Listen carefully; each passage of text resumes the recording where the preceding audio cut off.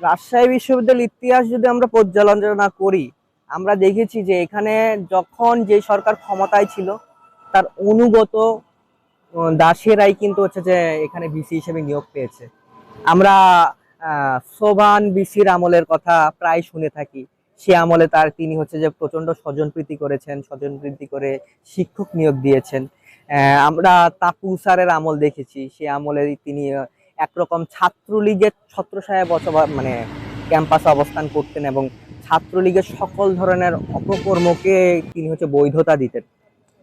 তো জুলাই পরবর্তী সময়ে আমরা আশা করেছিলাম যে বিশ্ববিদ্যালয়গুলোর যে স্বায়ত্ত শাসন, আসলে এই বিশ্ববিদ্যালয়গুলো কিন্তু দেশের ভিতরে আরেকটা দেশ স্বতঃস্ফূর্তভাবে বা স্বায়ত্তশাসিত ভাবে হচ্ছে যে পরিচালিত হয়। সেখানে আসলে রাষ্ট্রের আলাদা করে কর্তৃত্ব থাকার কথা ছিল না, বা সরকারের আলাদা করে কর্তৃত্ব থাকার কথা ছিল না। তো সেই জায়গা থেকে জুলাই অভ্যুত্থানের পরবর্তী সময়ে আমরা আশা করেছিলাম যে বিশ্ববিদ্যালয়ের যে ভিসি নিয়োগ থেকে শুরু করে শিক্ষক নিয়োগ সমস্ত প্রক্রিয়া একটা পরিবর্তন আসবে। তো জুলাই পরবর্তী সময়ে আমরা সালেহ হাসান নকিবকে ভিসি হিসেবে পেলাম। তা আমরা খুব অদ্ভুতভাবে লক্ষ্য করলাম তিনিও একটি দলের প্রতি বায়াসড, বা কতিপয় সমন্বয়কেরা কিন্তু তার ভিসি হওয়ার পদবীর হচ্ছে যে সচিবালয় পর্যন্ত নিয়ে গিয়েছিল, যার ফলশ্রুতিতে তিনি ভিসি হয়েছেন। এবং সেই জায়গা থেকে তিনিও কিন্তু এই বিশ্ববিদ্যালয়ে একটি ছাত্র সংগঠনকে যথেষ্ট পরিমাণ প্রণোদনা দেওয়া সহ তাদের টাকা ইফতার মাহফিল করা থেকে শুরু করে রাকসুতে তাদেরকে বিশেষ সুবিধা দেওয়া সহ সকল ধরনের হচ্ছে যে স্বজন প্রীতির হচ্ছে উদাহরণ আমাদেরকে দেখিয়ে গিয়েছেন। তো সেই জায়গা থেকে আমরা যখন প্রচন্ডভাবে হতাশ, সেই সময় আরেকটি খবর পেলাম যে বিএনপি সমর্থিত একজন ভিসি সালেহ হাসান নকিবের স্থলে নিয়োগ পেয়েছেন। তা আমরা চেয়েছিলাম আসলে সিনেটের মাধ্যমে ভিসি নিয়োগ হোক, সেই ক্ষেত্রে আসলে বিশ্ববিদ্যালয়ের যে স্বায়ত্ত শাসন সেটা কার্যকর হয়। সেটা যেহেতু হয়নি, সেটা নিয়ে আমাদের আসলে খারাপ লাগা আছে বা অভিযোগের জায়গা আছে। তবে যেহেতু নতুন ভিসি নিয়োগ হয়েছে, আমি মানে নতুন ভিসির মানে আন্ডারে যে প্রশাসন, সেই প্রশাসনের কাছে একটাই প্রত্যাশা করব যে কোনো ধরনের ছাত্র সংগঠনকে আলাদা করে কোনো রকমের সুবিধা দেওয়া যাবে না। আমরা যে দাসত্ব হচ্ছে যে ছাত্রলীগের আমলে ফেস করেছি, যে ধরনের আধিপত্য আমরা ইন্টারিমের আমলে ছাত্র শিবির থেকে পেয়েছি, সেই আধিপত্য আমরা আর এই ক্যাম্পাসে ফেরত চাই না। আমরা চাই একটা গণতান্ত্রিক ক্যাম্পাস, যে ক্যাম্পাসে ছাত্র রাজনীতি চলবে, কিন্তু বিভিন্ন মত ও পথের শিক্ষার্থীরা তাদের মানে তাদের কথা বলতে পারবে, তাদের রাজনীতির চর্চাটা করতে পারবে। এছাড়া আমরা এই মানে প্রশাসনের কাছে প্রত্যাশা করি বিশ্ববিদ্যালয়ের যে মূল উদ্দেশ্য সেটা হচ্ছে জ্ঞান চর্চা, সেটা হচ্ছে গবেষণা, যে জায়গাটা কখনোই আসলে আমরা ধরতে পারি নাই বাংলাদেশের এত বছরের ইতিহাসে। আমরা বলতে পারবো না যে এই বিশ্ববিদ্যালয় থেকে এই দেশকে পথ দেখানোর মতো, এই দেশের হচ্ছে যে কোনো জটিল সমস্যা সমাধান করার মতো কোনো হচ্ছে যে মানুষ বের হচ্ছে, শিক্ষার্থী বের হচ্ছে, এটা আমরা বলতে পারবো না। সেই জায়গা থেকে আমি মনে করি যে একটি গবেষণা বান্ধব বিশ্ববিদ্যালয় কিভাবে তৈরি করা যায়, একটি জ্ঞান চর্চা বান্ধব বিশ্ববিদ্যালয় কিভাবে তৈরি করা যায়, এই নিয়ে উনি কাজ করবেন, এতটুকুই ওনার কাছে প্রত্যাশা। মানে অনেকগুলো ইস্যুস, একটা হচ্ছে যে যেমন ছিনতাইকারীদের একটা ব্যাপার থাকে। এখন এই আবাসন ব্যবস্থায় সব থেকে বড় মানে সব থেকে হুমকির শিকার হয় মূলত কিন্তু নারীরা। দেখা যাচ্ছে যে মানে মেয়েদের হলে কিন্তু এখনো পর্যন্ত মেয়েদের হল ছেলেদের হল কেউ পূর্ণাঙ্গ আবাসিকভাবে থাকে না।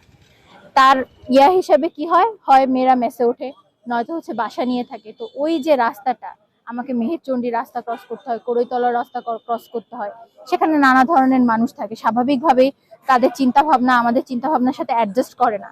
তো তখন দেখা যাচ্ছে যে ওদের মেন্টালিটিটাকে আমাদের উপরে গ্র্যাব করা হয়, তখন সেটা নারী হিসেবে আমাদের জন্য অপমানজনক হয়। অনেক সময় সাইড টক শুনতে হয়, অনেক সময় দেখা যাচ্ছে যে সে হয়তো 7 জন্মে এটা ভাবেনি যে হচ্ছে যে একটা মেয়ে এরকম হচ্ছে যে একটা মেয়ে ইন্ডিপেন্ডেন্টলি এখানে পড়াশোনা করছে, বাইরে থাকছে, ওর পরিবার ওর বংশ পরম্পরা ধরে ওনাদের কেউই দেখে না। এখন যেহেতু দেখা শুরু করেছে তার মানে ওই মেয়ের সমস্যা, ওই মেয়ের সমস্যা হিসেবে নানা রকম কথাবার্তা আসে। তো এই সব ব্যাপার স্যাপার মানে এইটা খুব, আমি একটা রুট লেভেলের কথা বলছি, এবং এগুলো থেকে কিন্তু যত সমস্যা তৈরি হয়, যেই সিরিয়াস ক্রাইম গুলো আমরা দেখি বা মেয়েরা যেখানে আর কি সহিংসতা গুলো শিকার হয়, রুট লেভেলটা কিন্তু এটা। তো অনতিবিলম্বে আমার হচ্ছে প্রশাসনের কাছে দাবি, তারপর হচ্ছে যারা এখন হচ্ছে যে মানে এই ক্যাম্পাসকে আর কি যারা এখন লিড করবে তাদের কাছে আমার দাবি যে নারীদের নিরাপত্তা এবং আবাসন সংকটের যে ব্যবস্থাপনা সেটা খুব দ্রুত হওয়া দরকার।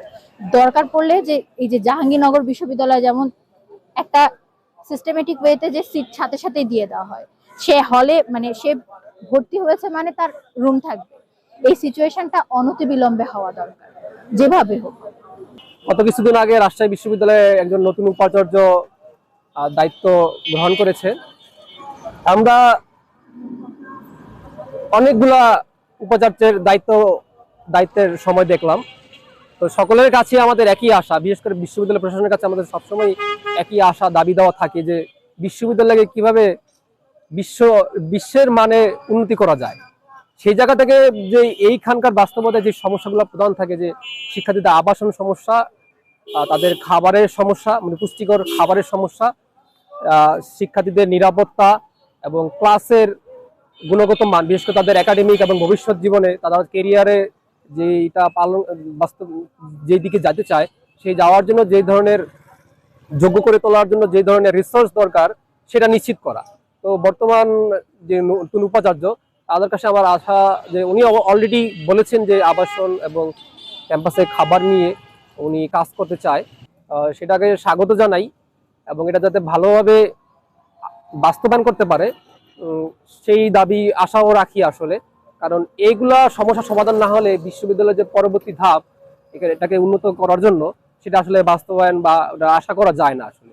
তো সব দিক মিলে আসলে তাদের কাছে আশা থাকবে যে শিক্ষার্থীদের নিরাপত্তা, তাদের আবাসন ব্যবস্থা, পুষ্টিকর খাবার এবং সামনে যে তারা একাডেমিক জায়গা থেকে যে খুব ভালো কিছু করতে পারে সেই জায়গাগুলো নিশ্চিত করা। যেহেতু বিশ্ববিদ্যালয়ের প্রধান কাজ গবেষণা করা, সেই গবেষণার জায়গাটা যদি এখানে প্রস্তুত না করতে পারে তাহলে আলটিমেটলি বিশ্ববিদ্যালয়ের ধারণার সাথে আমাদের প্রতিষ্ঠানগুলো আসলে যাবে না। এখানে শুধু বিল্ডিং গুলো দাঁড়িয়ে থাকবে, আসলে এর ভিতরে তখন কিছু থাকবে না, ফাঁপা আসলে মনে হয়। সেই জায়গাটা যাতে না হয় সেই জায়গাতে তারা কাজ করতে পারে আসলে।